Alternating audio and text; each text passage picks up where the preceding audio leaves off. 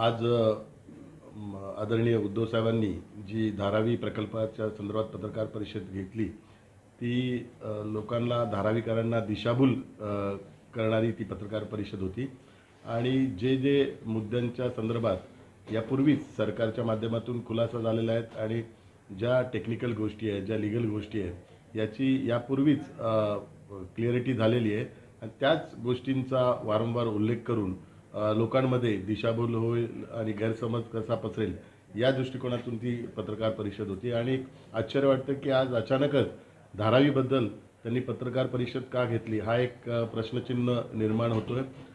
कारण गेले महिनाभर आपल्याला माहीत असेल एक शाही विवाह पूर्ण मुंबईत चालू होता आणि त्या विवाहाच्या वेळी काही गोष्टी झाल्यात का हा एक प्रश्न निर्माण होतोय।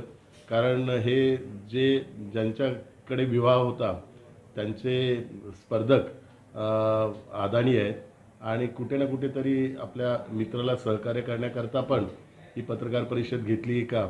कारण वारंवार ते अदानीला मित्र म्हणून उल्लेख करतात पण त्यांचे पण मित्र जे आहेत ते पण मित्र अदानीचे बिझनेसमधले स्पर्धक आहेत आणि ते स्पर्धक असल्या कारणामुळे त्यांना मदत होईल त्या दृष्टिकोनातून आजची ही पत्रकार परिषद त्यांनी घेतली का असा एक प्रश्न निर्माण होतो। 500 स्क्वेअर फीटच्या बाबतीत उद्धव साहेब च्या सोबतच बसून निर्णय झाला होता की 350 स्क्वेअर फीटपेक्षा जास्त स्क्वेअर फीट धारावीतल्या स्पेशल प्रोजेक्ट म्हणून देता येत नाही। कारण धारावीला CRZ आणि सिव्हिल एव्हिएशनच्या मर्यादा असल्या कारणामुळे तिथे FSIच युटिलाइज होऊ शकत नाही हाईटची मर्यादा असल्या कारणामुळे। म्हणून त्यावेळी माननीय उद्धव साहेबांच्या सोबत चर्चा घेऊन आणि त्यांनीच तो 350 स्क्वेअर फीटचा निर्णय घेतला होता आणि म्हणून तो 500 स्क्वेअर फीटच्या बाबतीत धारावीकरांना जे गाजर दाखवत आहेत ते अत्यंत दुर्दैव आहे। कारण ते 500 स्क्वेअर फीटचं SRAच्या प्रोजेक्टमध्ये 500 स्क्वेअर फीटमध्ये घरं देऊच शकत नाही आणि मुंबईतला हा स्पेशल प्रोजेक्ट असल्यामुळे मुंबईतल्या SRAला 300 स्क्वेअर फीट आहे पण ह्या स्पेशल प्रोजेक्ट म्हणून आपण या ठिकाणी 350 स्क्वेअर फीट देतोय आणि कुठे ना कुठेतरी हा प्रोजेक्टच होऊ नये म्हणून लोकांच्या मनात एक गैरसमज व्हावा आणि अशा मागण्या वारंवार ते करत आहेत। 500 स्क्वेअर फीटची मागणी त्यांना त्यावेळी माहिती होती की 500 स्क्वेअर फीट होऊ शकत नाही आणि जो प्रोजेक्ट ज्या मागणीमुळे होणारच नाही अशा मागण्या वारंवार ते करत आहेत। अदानीच्या बाबतीत जर बोलायचं असेल तर वारंवार अदानीबद्दलचा द्वेष त्यांचा एक व्यक्तिगत द्वेष हा दिसून येत आहे आणि नुकतंच गेल्या आठवड्यात किंवा 2-3 दिवसापूर्वी उबाटाला देणगी घेण्याची परवानगी मिळालेली आहे त्यांच्या पक्षाला। तर कुठे ना कुठेतरी काही धारावीच्या प्रकल्पाच्या माध्यमातून दबाव आणून निवडणुकीच्या देणगी घेण्याचा मार्ग त्यांना एक त्याचा मार्ग दिसत असेल असा आपण एक प्रश्न निर्माण होत आहे। कारण निवडणूक आयोगाने देणगी घेण्याची परवानगी दिल्या कारणामुळे असे प्रश्न उपस्थित करून जे कंत्राटदार असतील जे विकासक असतील त्यांच्याकडून देणगी घेण्याकरता हा एक पत्रकार परिषदेच्या माध्यमातून हा प्रकार दिसून येत आहे। आणि आपण बघत असाल की त्यांचा विधान परिषदेचा जो उमेदवार आत्ताच निवडून आलेला आहे त्याचं जे ॲफिडेविट होतं त्या ॲफिडेविटमध्येच अदानीचे शेअर्स त्याने खरेदी केलेले होते असे त्याच्या ॲफिडेविटमधूनच दिसून आलेले आहेत। त्यामुळे स्वतःच्या पक्षाचे आमदारच अदानीचे शेअर्स विकत घेत आहेत आणि दुसरीकडे तुम्ही धारावीकरांना दिशाभूल करून अदानीला विरोध करत आहेत। हा प्रोजेक्ट अदानीचा नाही आहे, हा प्रोजेक्ट राज्य सरकारचा आहे आणि राज्य सरकारच्या माध्यमातून तो पूर्ण होणार आहे।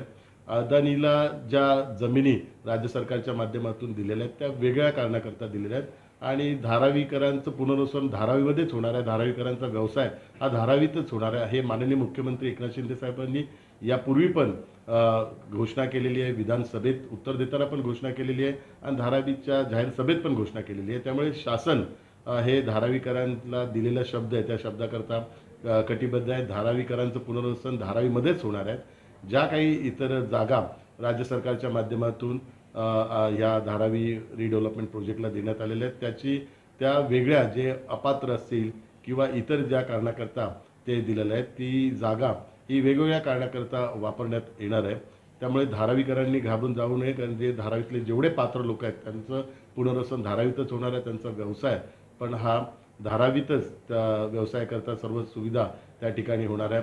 संपूर्ण धारावीची जर जागा बघितली तर त्यातले 600 एकरमधली जागा तर 300 एकरमध्ये पुनर्वसनाचा प्रकल्प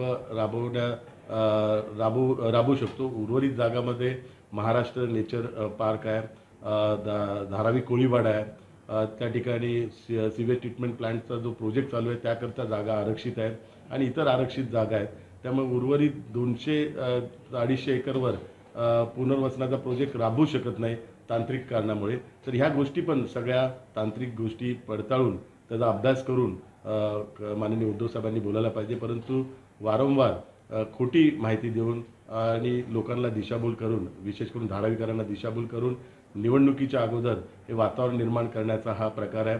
केवळ विधानसभेच्या निवडणुकीच्या दृष्टिकोनातून घेतलेली ही पत्रकार परिषद आहे. या पत्रकार परिषदेमध्ये धारावीकरांबद्दल कुठलीही आस्था नाही. गेले 15-20 वर्ष हा रखडलेला प्रकल्प आहे. हा कुठे ना कुठे तर आता मार्गी लागण्याचा एक मार्ग सर्व धारावीकरांना दिसतो आणि अशावेळी राजकारण करून हा प्रकल्प होऊच नये याकरता खोटी माहिती देऊन, खोटे विषय लोकांसमोर मांडून आणि खोट्या मागण्या करून ज्या होऊच शकत नाही त्या माध्यमातून धारावीकरांची ही दिशाभूल होत आहे. तर मी धारावीकरांना एवढंच सांगू इच्छितो की माननीय मुख्यमंत्री साहेब आणि दोन्ही उपमुख्यमंत्री शासनाच्या वतीने हा प्रोजेक्ट राबवण्यात येत आहे. हा प्रोजेक्ट अदानीला जरी अपॉइंट केलं तरी संपूर्ण धारावीकरांचं पुनर्वसन करणं आणि त्यांच्या व्यवसायाला प्रोटेक्ट करणं ही संपूर्णतः जबाबदारी ही राज्य सरकारची आहे आणि राज्य सरकार आपला दिलेला शब्द हा पूर्ण करेल. आणि आपल्या सर्वांना माहिती आहे माननीय मुख्यमंत्री एकनाथ शिंदे साहेब हा दिलेला शब्द हे नेहमीच पूर्ण करतात. नाही, असं काही नाही आहे. हे सामान्य माणसांकरता ती स्कीम आहे आणि समाजातील प्रत्येक घटकाला आर्थिक सहाय्य आणि सक्षम करण्याकरता राज्य सरकारने या सर्व योजना चालू केलेल्या आहेत. नाही, महायुतीच्या बाबतीत आता ठरलेलं आहे की महायुतीचे जे कोणी नेते महायुतीच्या बाबतीत वक्तव्य करतील तर ते महायुतीच्या विधानसभेच्या निवडणुकीच्या दृष्टिकोनातून त्यांनी करायला पाहिजे. तर हे त्यांचं व्यक्तिगत मत असेल. त्या व्यक्तिगत मताला महायुतीच्या माध्यमातून काही त्याला महत्त्व नाही. नाही, राज्य सरकार हा प्रोजेक्ट राज्य सरकारचा आहे आणि राज्य सरकारने पूर्ण संकल्प केला आहे. माननीय मुख्यमंत्री एकनाथ शिंदे साहेबांनी धारावीचा प्रोजेक्ट पूर्ण करायचा. दुर्दैवाने त्याच्यात आता राजकारण केलं जात आहे.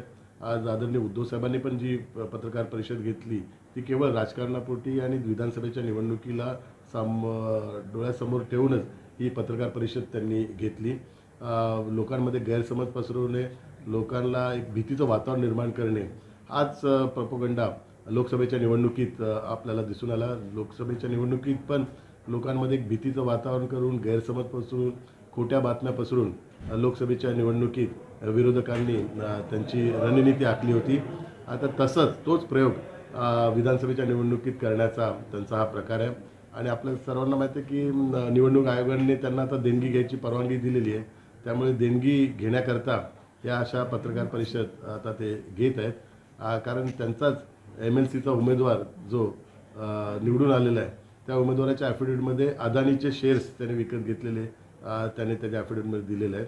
त्यामुळे स्वतःचे उमेदवारच अदानीचे शेअर्स घेत आहेत आणि ते धारावीकरांना त्यांच्या हक्कापासून वंचित ठेवत आहेत केवळ राजकारणापोटी.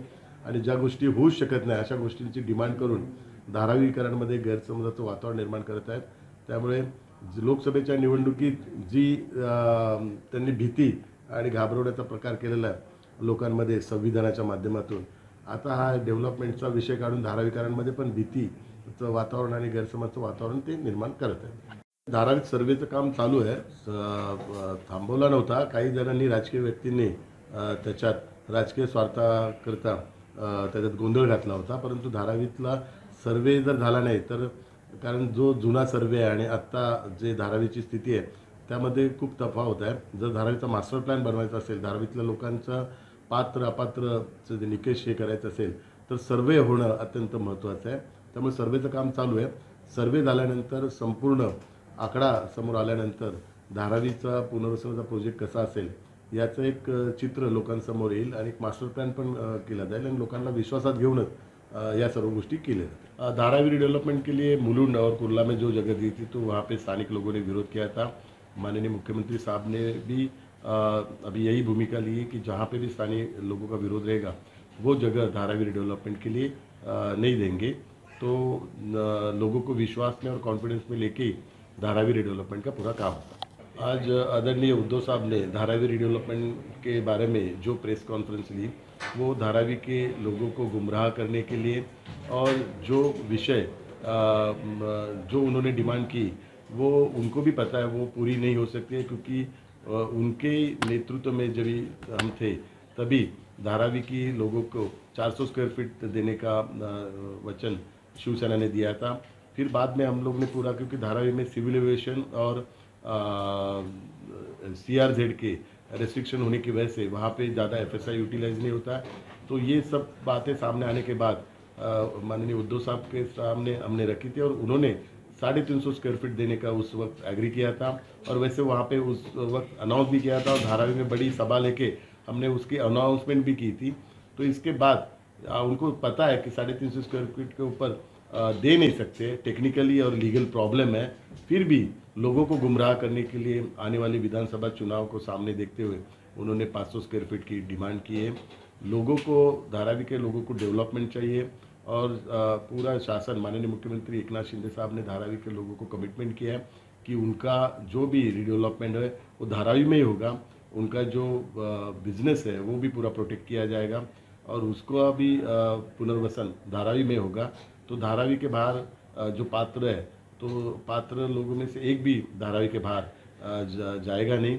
और जो भी अपात्र हो और दूसरे जो क्वालिफिकेशन क्राइटेरिया में नहीं बैठते, उनके लिए भी घर की पूरी सुविधा दी है। ये तो एक स्पेशल प्रोजेक्ट है, जिस स्पेशल प्रोजेक्ट में बहुत सारी फैसिलिटीज़ धारावी के लोगों को शासन के माध्यम से दी गई है और धारावी का एक भी आदमी उनके घर से वंचित नहीं होगा। उनको घर मिलेगा, सबको ही घर मिलेगा और सबका व्यवसाय भी, जो भी बिजनेस है, प्रोटेक्ट किया जाएगा। लेकिन दुर्भाग्य है, माननीय उद्धव साहब ये सब जानते हुए और एक्स CM होते हुए ये सब बातें लोगों को सामने रख रहे, लोगों को गुमराह करने के लिए और केवल विधानसभा में अपने उम्मीदवार को कैसे मदद मिलेगी, यही राजनीति खेलने के लिए आज की उन्होंने प्रेस कॉन्फ्रेंस ली।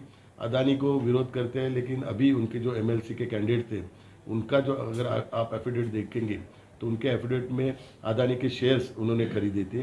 तो उनके खुद के MLA अदानी के शेयर्स खरीद रहे हैं और उनको इलेक्शन कमीशन ने 2-3 दिन पहले जो डोनेशन लेने की परमिशन दी है। तो इस माध्यम से वो डोनेशन लेने का उनको एक जरिया, एक मार्ग मिल रहा है। तो यही विषय निकाल के वो इलेक्शन का चंदा जमा करेंगे। त्या 2 जागांचं डिस्टर्बन्स आला, बाकी ज्या सॉल्ट पॅनची जागा आहेत आणि इतर जागा आहेत त्या ठिकाणी कुठली अडचण नाही आहे। त्यामुळे सध्या धारावीमध्ये सर्वे करून धारावीतली लोक किती पात्र आहे ह्याचा एक आकडा आल्यानंतर संपूर्ण प्लॅनिंग, जो मास्टर प्लॅन आहे त्याची आता तयारी करण्यात येईल आणि हा प्रकल्प धारावीतल्या प्रत्येक समाजातील घटकांना विश्वासात घेऊन हा प्रकल्प करण्यात येईल।